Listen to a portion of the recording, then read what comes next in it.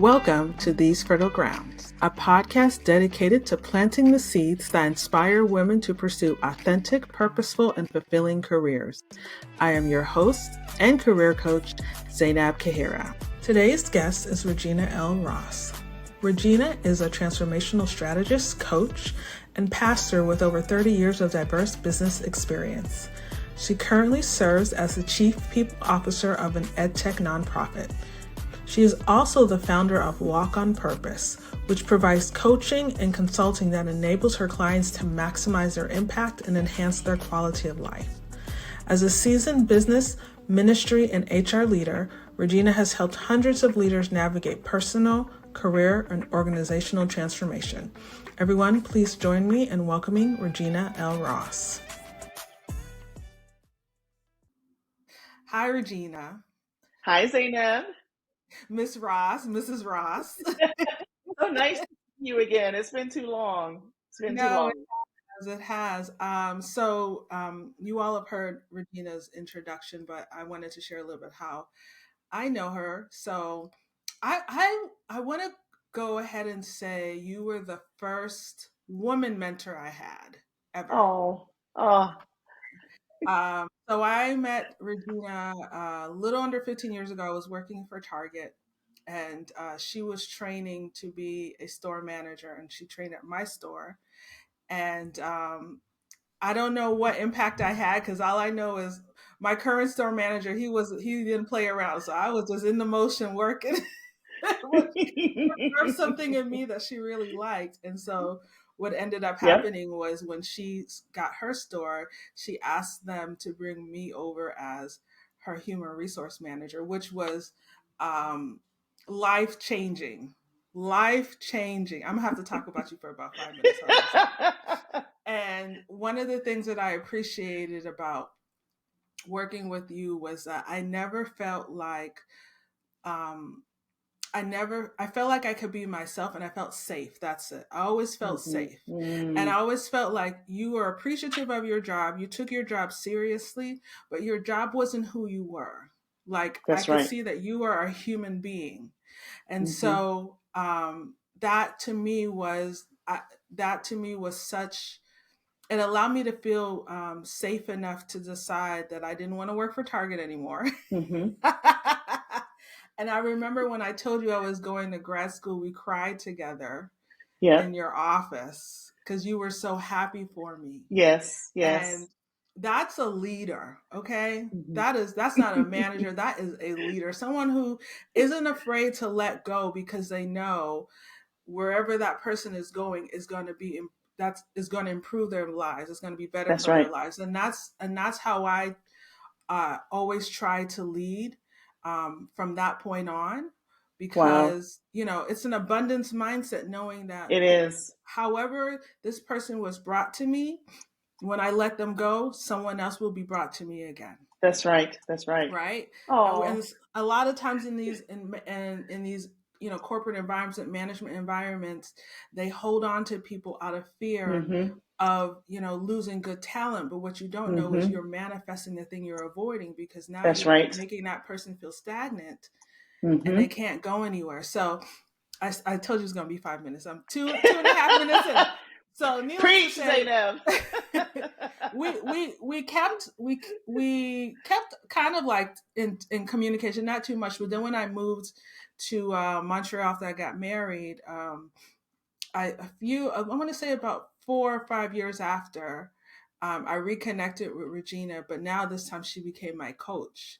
And she was really one of the main reasons why my business really took off, because I was so afraid. I was so afraid. And so for a year, she worked with me. And so this is significantly because of you. So add that to your resume, honey. Okay. But you did the work. You did the work, Zainab. Thank you. So I definitely want to use this time to give people the opportunity to just learn about you, and because you have a really remarkable story. I was just thinking, I realized I knew so much more about you without even looking at your bio, but I'd like to hear just kind of your beginnings, and what your career story was. And I'll be quiet now. So my career story is it has a lot of twists and turns. I started actually as in industrial systems engineering, so I'm an engineer, and it eventually led me to my current role. I'm a chief people officer right now for Khan Academy, which is a nonprofit ed tech organization that has a mission of providing a free, world-class education for anyone, anywhere. And so let me just tell you how Zainab it all came to be. I was super fortunate that my very first engineering job was at Michelin Tire Corporation. I had great managers and great mentors, and it helped to um, set the foundation. And there's a few key lessons that I learned there that helped me throughout my career. So, one key lesson was that in order to effectively support the business, you must first spend time really learning the business. And so that's why I've spent time deeply in the business, even in support roles. The second lesson was that I am responsible for managing my own career. So at Michelin, we had stagiaires or career managers that were assigned to you. But I was told by some great mentors and a manager like Regina, you own your career and you are responsible for defining your terms of career success. I actually had a mentor who told me that he checked all the boxes, he jumped through all the hoops, he dotted all the I's, crossed all the T's. And although he was successful in his career, he was a VP level, he said that he felt like a failure in his personal life.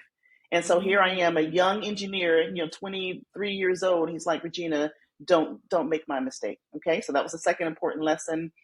There was another important lesson that I learned from my mentor and my managers. One was to establish your personal mission statement that guides your life and your career journey. So just like businesses do their own mission statement. And so I decided early in my career as a 20-something-year-old engineer at Michelin that I work to live, I don't live to work, and that if I ever had to make a choice between my career and my family, I will always choose family. So I turned down some promotions that were going to cause me to travel and be away from my brand newborn, 75% of the time. And so I made those choices. And the last thing that I learned at Michelin, I learned a lot, but one of the other key learnings from my manager is that Regina, don't expect to get all of your fulfillment out of your job. So if you're not getting what you want out of your job, find an outlet, find a way to make sure that your gifts and your talents have a place to flourish. And so that foundation influenced my trajectory across multiple career fields. So engineering, logistics, operations, several lateral moves, and also many promotions. I wasn't just chasing the promotion. And so I knew, Zainab, when I was in college, I knew I wanted to help people. And I was like in my junior year of engineering and I was wanting to change my major. My mom's like, you better not, you're gonna stick with engineering. But I knew that I always wanted to help people. I've always had a passion for developing myself and developing others. So this is when I was working as a senior operations leader at Target in the distribution. And I was asked to actually step into a full-time HR role to help spread my what they call culture-focused leadership across the entire org. And so I crossed over to the dark side of HR and I loved it. And this is where like I really experienced a lot of growth and fulfillment, being able to really tap into developing people, more full-time. The other thing that's important, so like when you met me at Target, I left Target distribution and went to Target stores. I didn't go over as an HR leader because I wanted to learn the business. That's why I went over as a general manager. And so it was during this time at Target, I was running real hard, living way out of balance. I'm passionate about development. And so I had a life-changing encounter with a professional coach for the first time, and that helped me to see where I was, that I didn't like the direction I was going in, and I made some changes because of the impact that coach had on me, and because of that impact, I actually pursued and obtained my own training and certification as a personal professional coach, and that's where I launched my business, Walk on Purpose, to help people discover and authentically express their God-given potential in a way that creates purpose, value, and fulfillment. And so that's how, we got re-engaged when you reached out to me for coaching. And so I love what I do as a people and culture leader. I love what I do as a coach. I love what I do as a ministry leader because I know that I can't get my fulfillment out of just one thing. And I know that there's other people that I'm called to impact that may not be on my job, that may not be, part of my coaching business or part of my ministry. And so that is why I love what I do. Mm, I love it. We can end now. Thank you, Regina. That was good. So, oh wow, there's so many things I want to dig into, but the first thing that's coming up for me is this topic of balance. Because as Whew. you mentioned, yeah, you are, and I think, um, well, yeah, as long as I've known you, you've been doing multiple things because Mhm, you, you had a church with your husband, mhm, and you had a church, right? So you were preaching mhm, as well with him, and mhm, then, but you were always working full time too. And even mhm, now, you have your coaching business, mhm. and you're also the COC. PO, CPO, Chief People Officer. CPO. I wanted to say oh so bad, and I was like, that's not the right letters, I know. CPO at the Khan Academy. So like, Hmm. how does balance, like, what was your journey with balance, and Yeah, what does it look like now? it's still a journey. And so, because I consider myself to be like a gap filler, like anywhere I Mm-hmm. see a gap, I just want to step in and fill the gap. And I just realize that I can't do that. And so I'm learning how to set boundaries Mm-hmm. and what do I say no to? Because there's a coach, Michael Bungay Stanier, in his book The Coaching Habit, asks this strategic question: if you say yes to this, what are you saying no to? And you got to Yeah. be intentional about that, because whether you're intentional or not, you're saying no to something. If you're saying no to your sleep, you're saying no to your self-care, you're saying no. So I'm intentional about that. I actually had an engagement with a executive coach about a year ago who says, Regina, be ruthless with your boundaries, because my boundaries were there, but I would let things kind of creep in and tip my boundaries over. She's like, you got to be ruthless about your boundaries, and so I'm doing better with that. One thing, Zainab, I learned from one of the leaders at Target. I worked for him in 3 different roles, but he said, "It's Regina. It's about work-life integration." Because the elusive Mm. work-life balance, you'll never be in balance. Because if you feel like you're spending more time with your family, then you're shortchanging your job, or you always feel like there's this tug of war. So he said work-life integration, and that's how you blend it all in. And so, especially in this world now of a lot of organizations are remote working. How do you make sure that you time box, that you look at your time, that you prioritize where you're spending time with one-on-ones versus time in deep thinking, time strategizing. And so it's work-life integration to fill the space with those big rocks. And you've heard me use the analogy, Zainab. You've got a finite container because it's finite. And so you've got to prioritize by putting the big rocks in first. Then you can put the pebbles in, then you put the sand in, then you put the water in. But if you put the water in first and the pebbles, there's not going to be any room for the big rocks. And so that is part of my journey. Yeah. Getting okay with saying no, and getting okay with, it's a nice to have, but it's not a Mm-hmm. must have. And I just have to like deprioritize it. And I'll tell you one other thing, and this is what I share with a lot of my clients and my team. It's like a juggling act. So we're juggling these balls. Got all these balls we're trying to keep up in the air, but you can't keep them all in the air. And so the key for me is to prioritize and to identify what balls are those glass balls that if they Mm-hmm. drop, they're going to break. Mm-hmm. Now, so I got to keep the glass balls up in the air. But if it's a rubber ball, if it's a wooden ball, if it's a plastic ball, okay, I can give myself some grace and say, oh, it can drop, and I'll pick it up when I can. Work That's life beautiful. integration. Yeah.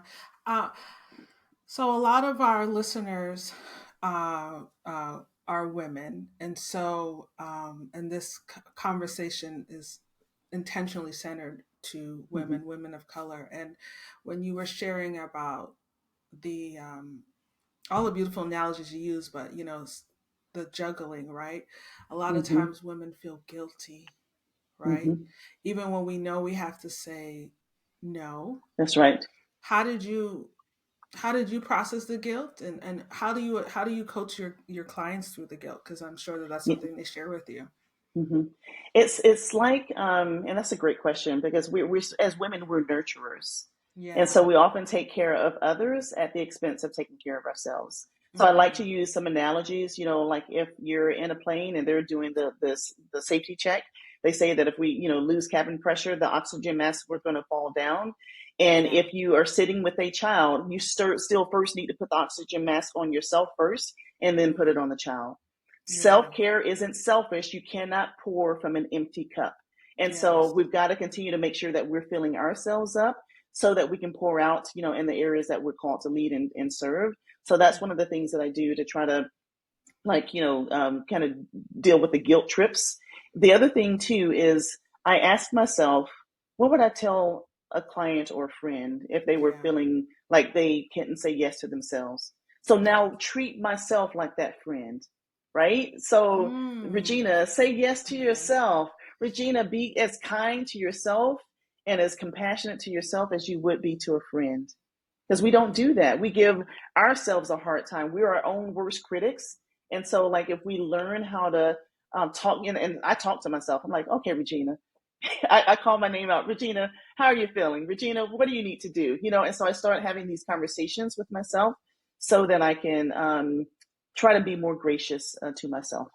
Yeah, that conversation with self is it's so huge, and I remember that was something that we worked on with me, Mm-hmm, and I feel like as I've gotten older, and I turned 40 last year, and so I um I'm very grateful because I feel like the work that I put in to have a mm-hmm, better relationship with myself, but also be more aligned with my like intuition and just my body. mm-hmm, And so I still have my moments where that voice comes up, but mm-hmm. I am so much better at countering it and saying, okay, so let's pause, That's right. That's time right. out. Like Yes.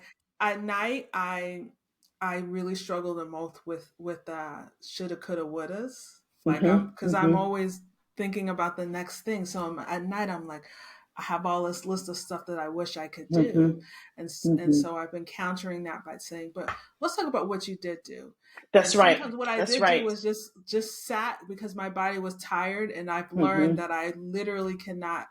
I the number one thing I remember you taught me first thing was slow down to speed up, mm-hmm, right? mm-hmm. So the rest part, and I've seen it when I rest, I'm able to speed up, right?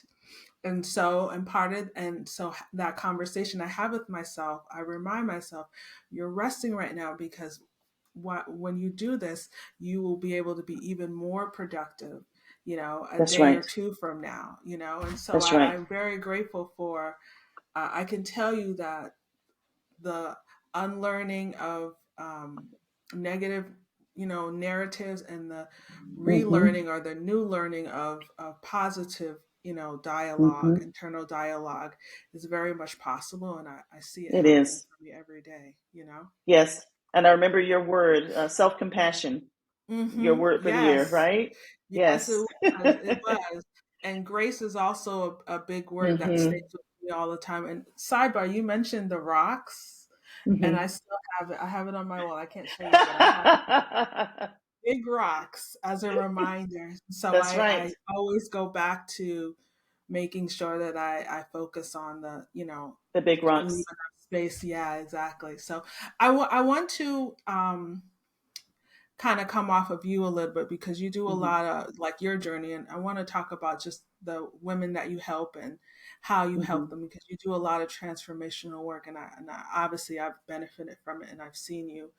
And so I just wanted you to share just a little bit about your clients, um, and the type of support you provide, maybe some of the mm-hmm, issues that they come to you with, and mm-hmm. It's so interesting. Most of the clients that are attracted to me are women, even though I mm-hmm, don't market, specifically to women, and they're women of color. And mm-hmm, so oftentimes they think that it is a business problem that they're trying to solve of like, making more impact or what have you, and you're trying to figure out something with their career. But it always ends up going back to some limiting belief that is yeah, keeping them from being their best. And so many of the clients that I'm working with, it is them trying to find their voice because Yeah. they are in spaces where they feel marginalized, where they feel um, that they don't have a seat at the table, let alone having a voice. So it's like dealing with those limiting beliefs, rewriting, and I have a framework of identify that limiting belief, you examine it, you challenge it, and then you reframe it. So then they can like, okay, I have every right to be here.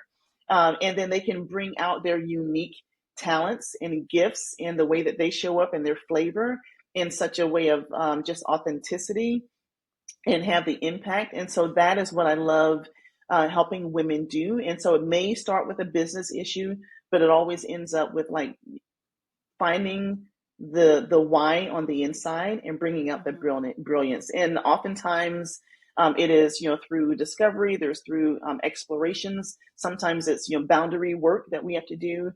There's a program that I take a lot of my clients through, fortifying the foundation.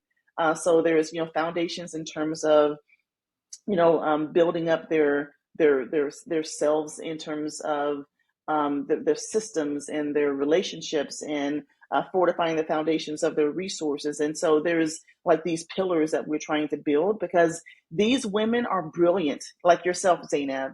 And there's so much that they have to offer, but it's kind of buried and it's stuck under issues, baggage. Yeah. And so I'm like, okay, let's unearth that potential. Let's unearth that brilliance. Let's establish these healthy boundaries and start fortifying the right foundations so that you can build this great, whatever it is, the empire that God wants you to build, whether it's in your business or in your career, in your home or your ministry. There's so much you have to build, but if you build on a weak, sloppy foundation, it's going to keep falling apart. So that's the work that I do.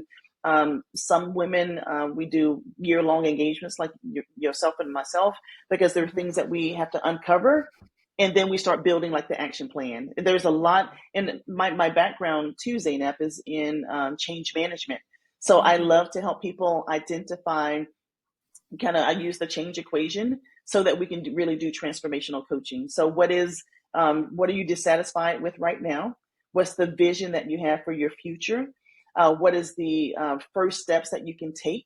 And then all of that has to be greater than the resistance, because there is always going to be resistance to change.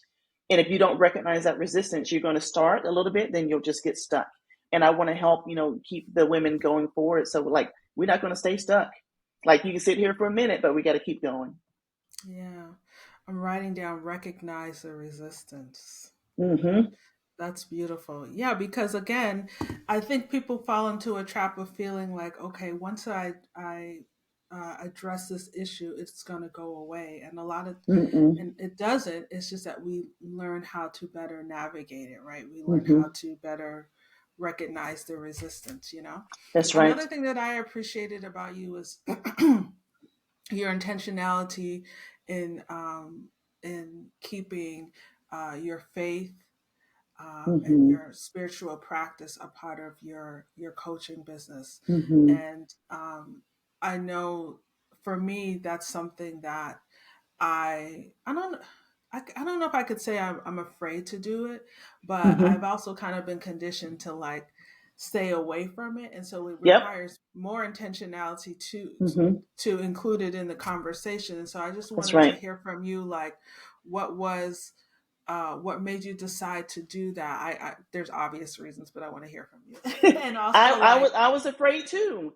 I yeah, was, because especially being in HR, you're taught in like the professional realm, you don't talk about politics or religion, and you keep yeah, your faith to yourself. And so I was, even when I started my coaching business, I was trying to decide, do I create a separate website from my I have a Daughters of Destiny women's ministry? And I was like, what do I do? And I kept it very separate.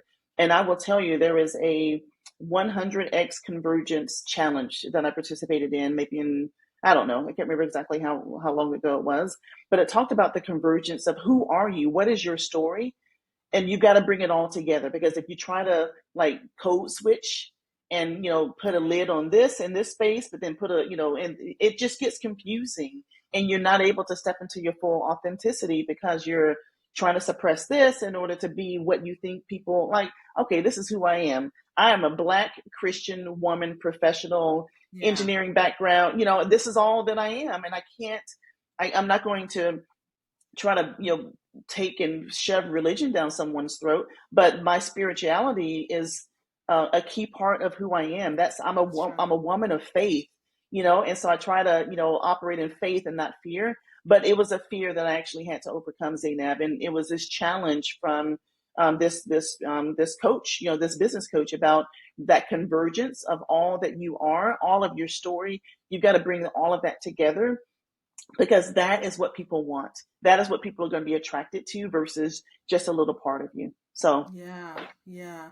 I love how you framed it with authenticity. What does it feel like for you to be your authentic self? What does that feel like? yes, it is. There's a quote that I saw. It's speaking the truth even if your voice shakes. Right. So Ooh, it is. write that down. Yes. Yes. So speak the truth even if your voice shakes. Yeah. And because when you begin to suppress your voice, you can't be authentic, because you're trying to fit in, just to get fit in to get in, or whatever, just to get along. And it is exhausting trying to people please. It is exhausting trying to show up in a way that you think other people want you to show up, and you're not showing up for yourself. So Yeah. showing up for myself, that's what authenticity means. um, Authenticity means just being my best, and Mm. recognizing that there's some days where I don't have it all together, and being Mm. okay with telling people, hey, I'm having a hard day. Yeah. I'm today I'm not okay. Yeah. Yeah. Does it feel rewarding to be able to to speak that truth, and instead of not like is there a literally emotional like gratitude that you experience? It is rewarding internally. It can still be I do it afraid, Yeah. Yeah. but it's something that has to be done. Yeah, yeah, that's beautiful. That's beautiful. I I wish well, I'm glad that this we had the time that we have, but I so many questions, so many questions. But I wanted to close out by talking about or just getting your advice for someone who may be at a crossroads in their career, and maybe Hmm. experiencing those self-limiting thoughts, those that insecurity. Like, Hmm. what's your advice for that person listening? Yeah, know your worth and refuse to settle for anything less. That's important. Mm, Know who you are, know what it is that you want, know what success looks like for yourself. Um, be okay with taking a role that's outside of your comfort zone or outside of your traditional career path in yeah, order to gain some new experience. And um, just no limits. Take the limits off. Take yeah. the limits off. Yay! This is so good. This is so good. So I want people to be able, and I'm going to share your information in the show notes. But where can people find you on the internets? Yes, yes. So walkonpurpose.com, walkonpurpose.com. That's my coaching and consulting website. LinkedIn is where I hang out the most. I do go on to Facebook and Instagram for some posts. I have a Walk on Purpose page on Facebook. I have different ministry pages on Facebook as well. And then just regina.l.ross is my Instagram, just personal Instagram. But I just love supporting people and saying, if I just love you, you're just an amazing Oh, woman, and you're beautiful inside and out. And I just appreciate all that you're doing and how you're helping your clients. I thank send you. people to you, like, hey, you Oh, need you thank need you. help, go to go to Zaynab. So you're Oh, just doing thank amazing you. things. And I appreciate you, and I love you too. And I'm very grateful to God for putting you in my life. I I understand the power of prayer and prayer of protection. And Mm-hmm. something I learned from my mom in terms of praying for protection is that Mm-hmm. it doesn't necessarily protect you from a bad situation happening, Mm-hmm. but it can protect you from people who are not good entering your life. And so I feel That's like right. I've been, those prayers that were said for me, that I've said, has always allowed me to have people enter my life who were Mm-hmm. always going to be good. And if not, I saw the signs immediately and I was able to Mm-hmm. protect myself. And so I'm so grateful that, God used you as a tool, as a vessel to Mm-hmm. help me. So thank you. You're Thank you welcome. for doing And my podcast. And just one more thing, there's Yeah. if someone who wants greater clarity about their purpose, their career, I really found this Ikigai tool. Ikigai is a Japanese term that means reason for being. It is Mm-hmm. a free tool that's on my website. If you go there on the landing page, you can download the tool. But it really helps people understand what the intersection is between what they love doing, what the world needs, what they can be paid for, and what you're good at. And so if you're struggling trying to figure out like, career or what to do next, that Ikigai really helps us solidify what is my reason for being so that you can align with those values and align with that reason of being. So check it out. Beautiful. Awesome. Thank you, Regina. You're welcome.